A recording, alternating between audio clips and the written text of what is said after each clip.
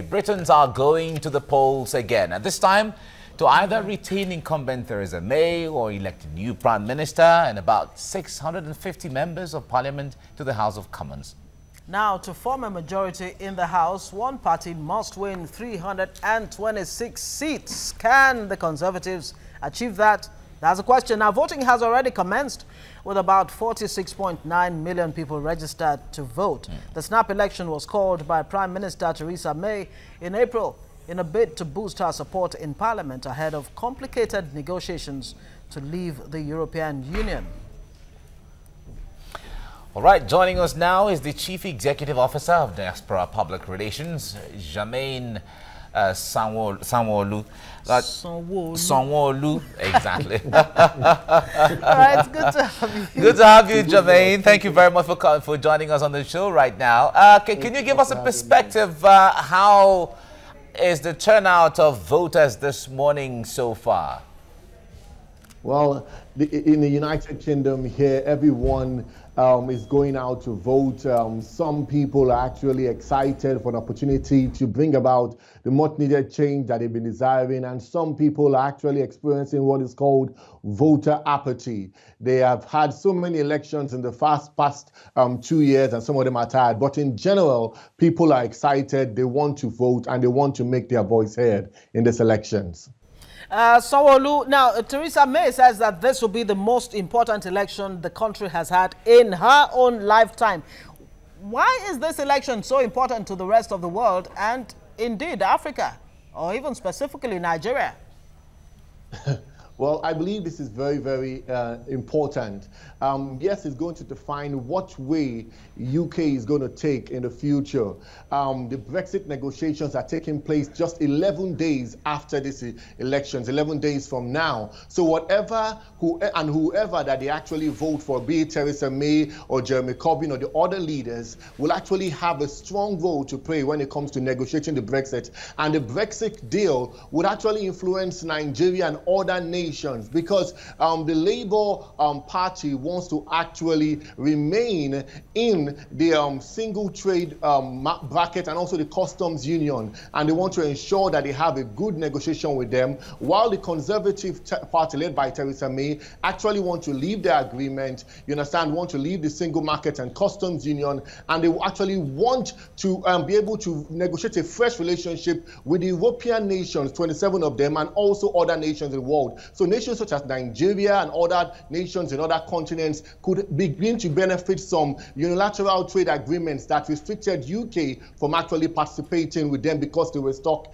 in the EU. So Nigeria will benefit from it, and I'm sure stronger ties will be made with other Commonwealth nations.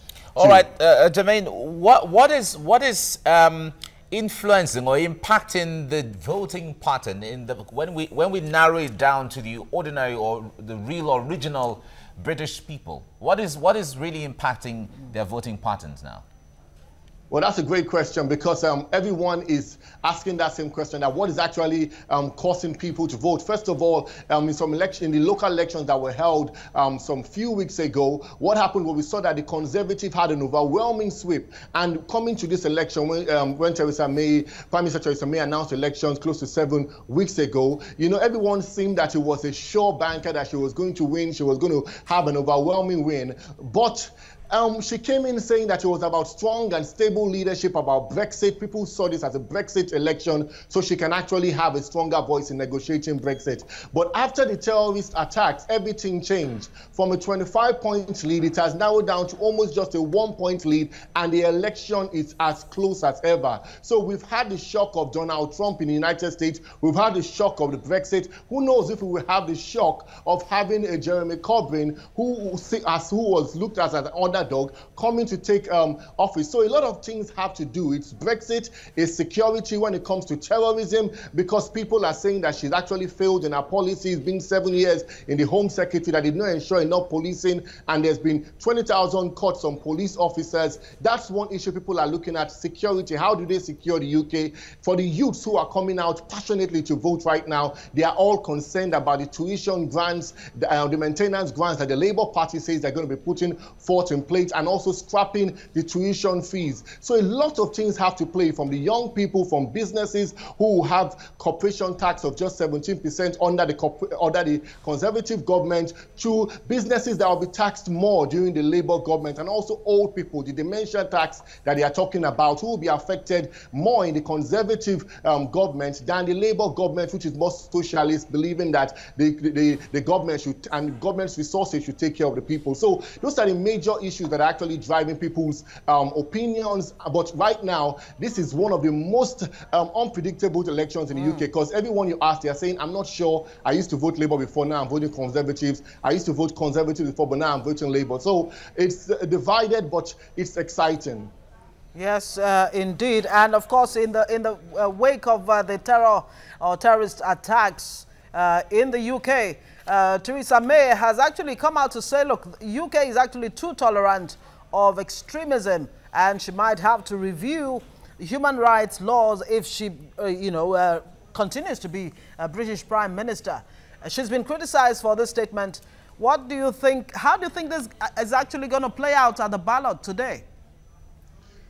Well, that's a very, very interesting comment that she actually made, and people looked at it in two ways. That why would she say such a thing? Human rights are universal. They've been here before terrorism, and they will be here after terrorism. So for her to come out and say that they may have to change the human rights just to be able to fight terrorism actually attracted a lot of criticisms. But we understand what she's talking about. They want to ensure stiffer measures and tougher policies in place, so that people who are known to have terroristic tendencies, who are a threat to the United Kingdom, are actually curtailed. Now, when you talk about human rights, it's not just human rights in the physical level, but also in cyberspace, also on the internet. She's proposing that people like Facebook, WhatsApp, and the Twitter, the social media giants, actually let the government in to actually investigate. And the Labour Party and other people are saying this should not be so. There should be privacy of information, and the government should not be interfering in everything people are doing. So she made a very, very funny statement. I don't believe that human rights should actually be changed, but we do understand facing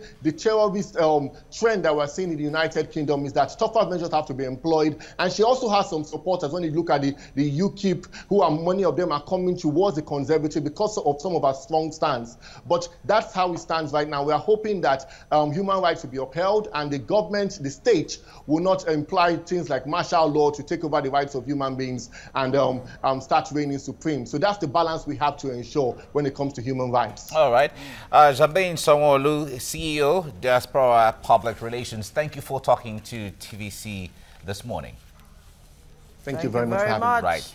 We're bringing you live feeds from some of the voting units of voting booths earlier on in London. Voting is underway right now, and people are going to vote. And yeah, those are some live feeds there. People are going to vote, and then just go drop your vote and go to your normal business of the day. Yes, indeed. And about 40-something million people are expected to cast their votes today in the UK. All right, this is where we come to